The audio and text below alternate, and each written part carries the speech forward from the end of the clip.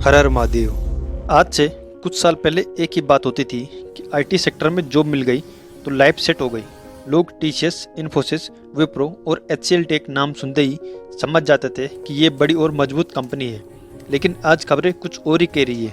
कहीं hiring slow हो गई, कहीं नए प्रोजेक्ट कम मिल रहे हैं, कहीं ले ऑफ की बात हो रही है और कई बार इन कंपनियों के शेयर में भी गिरावट देखने को मिल रही है। लेकिन आखिर ऐसा क्यों हो रहा है? क्या आईटी सेक्टर खत्म हो रहा है? क्या एआई इंसानों की जॉब ले रहा है? और अगर आप इन्वेस्टर हैं या आईटी में करियर बनाना चाहते हैं तो आपको क्या करना चाहिए? आज हम यही सब चीज़ें समझेंगे, तो वीडियो में अंत तक बने रहें। और यदि चैनल पर नए हो तो चैनल को सब्सक्राइब करना ना भूलें। तो चलिए शुरू करते हैं। आईटी का मतलब होता है इंफॉर्मेशन टेक्नोलॉजी। आईटी कंपनीज दूसरी कंपनीज के लिए सॉफ्टवेयर बनाती है, वेबसाइट डेवलप करती है, मोबाइल ऐप क्रिएट करती है, क्लाउड सर्विस देती है, साइबर सिक्योरिटी का काम करती है और बिजनेस की टेक्नोलॉजी मैनेज करती है।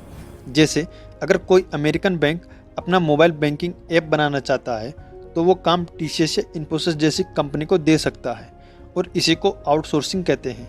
यानी इंडिया की कंपनी दुनिया भर के क्लाइंट के लिए काम करती है। अगर इंडिया की कंपनी दुनिया भर के लिए काम करती है तो प्रॉब्लम कहाँ है? इसका सबसे बड़ा रीजन है ग्लोबल स्लोडाउन। इंडिया की आईटी कंपनी का बहुत बड़ा रेवेन्यू अमेरिका और यूरोप से आता है। जब वहाँ की इकोनॉमी स्लो होती है तो कंपनी नए सॉफ्टवेयर प्रोजेक्ट पोस्टपोन कर देती है और जब नए इन्वेस्टर ही नहीं मिलेंगे तो आईटी कंपनी की अर्निंग भी धीमी हो जाएगी। इसी वजह से इन्वेस्टर टेंशन में आ जाते हैं और शेयर पर प्रेशर आता है। पिछले कुछ सालों में अमेरिका के सेंट्रल बैंक ने इन्फ्लेशन कंट्रोल करने के लिए इंटरेस्ट रेट बढ़ा दिए। जब लोन महंगा हो जाता है तो कंपनी खर्च कम करती है और सबसे पहले ऑप्शनल प्रोजेक्ट रोक दिए जाते हैं। डिजिटल ट्रांसफॉर्मेशन और नए सॉफ्टवेयर प्रोजेक्ट भी डिले हो जाते हैं, जिसका सीधा नुकसान इंडियन आईटी कंपनी को होता है। आजकल सबके मन में एक ही सवाल चल रहा है कि क्या एआई सच में जॉब खा जाएगी?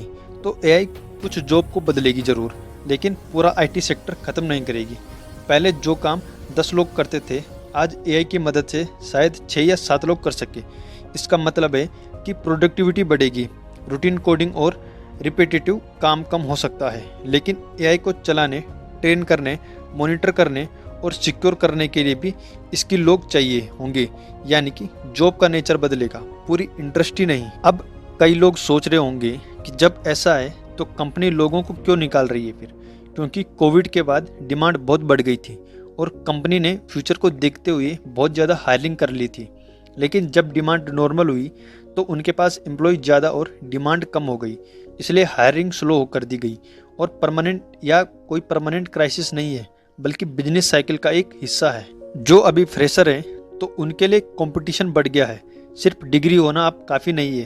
अगर आप AI tools, cloud computing, cyber security, data analytics या ऑटोमेशन जैसे स्किल सीखते हैं तो अपॉर्चुनिटी अब भी बहुत है।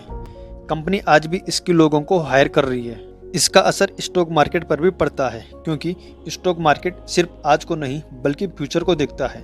अगर मैनेजमेंट बोल दे कि अगले कुछ क्वार्टर में ग्रोथ स्लो रह सकती है तो इन्वेस्टर पहले ही शेयर बेचना शुरू कर देते हैं। इसी वजह से शेयर प्राइस गिरता है।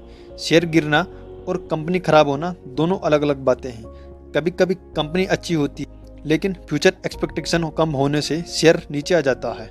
जो नए इन्वेस्टर हैं तो उन्हें पैनिक नहीं करना चाहिए। आईटी सेक्टर एक साइक्लिकल सेक्टर है, कभी ग्रोथ तेज होती है और कभी स्लो। लॉन्ग टर्म इन्वेस्टर के लिए क्वालिटी कंपनी हमेशा इंपॉर्टेंट रहती है। इन्वेस्ट करने से पहले कंपनी की अर्निंग, ऑर्डर बुक, मैनेजमेंट और वैल्यूएशन देखना जरूरी है। सिर्फ न्यूज़ देखकर डिसीजन लेना सही नहीं होता। मार्केट में गिरावट देखकर डर जाना आसान होता है, लेकिन स्मार्ट इन्वेस्टर और स्मार्ट प्रोफेशनल वही होता है जो हेडलाइन के पीछे की रियलिटी समझे। आज आईटी सेक्टर चैलेंज फेस कर रहा है, लेकिन चैलेंज का मतलब हमेशा एंड नहीं होता। कई बार वही चैलेंज नई अपॉर्चुनिटी लेकर आते हैं। जो लोग नए स्किल सीखेंगे, टेक्नोलॉजी के साथ अपडेट रहेंगे और लॉन्ग टर्म का सोचेंगे तो उनके लिए भी फ्यूचर में अच्छे मौके रहेंगे। ये जो अभी आईटी सेक्टर में प्रेशर आ रखा है, ग्लोबल स्लोडाउन की वजह से, हाई इंटरेस्ट रेट की वजह से, क्लाइंट स्पेंडिंग में कमी, एआई का इम्पैक्ट की वजह से, तो ये सब मिलकर शॉर्ट टर्म चैलेंज क्रिएट कर रहे हैं। लेकिन इसका मतलब ये नहीं है कि आईटी इंडस्ट्री खत्म हो गई है। हर इंडस्ट्री की तरह इसमें भी अप्स एंड डाउन आते रहते हैं। अगर आप इन्वेस्टर हैं तो नॉलेज के साथ डिसीजन लीजिए, और अगर आप स्टूडेंट हैं तो स्किल पर फोकस कीजिए। आने वाले सालों में टेक्नोलॉजी की डिमांड कम नहीं बल्कि और बढ़ने वाली है। तो सीखते रहिए, समझते रहिए और स्मार्ट इन्वेस्टर बनिए। अगर वीडियो पसंद आई हो तो वीडियो को लाइक करें, शेयर करें और चैनल को सब्सक्राइब जरूर करें। मिलते हैं नेक्स्ट वीडियो में। जय हिंद, वंदे मातरम।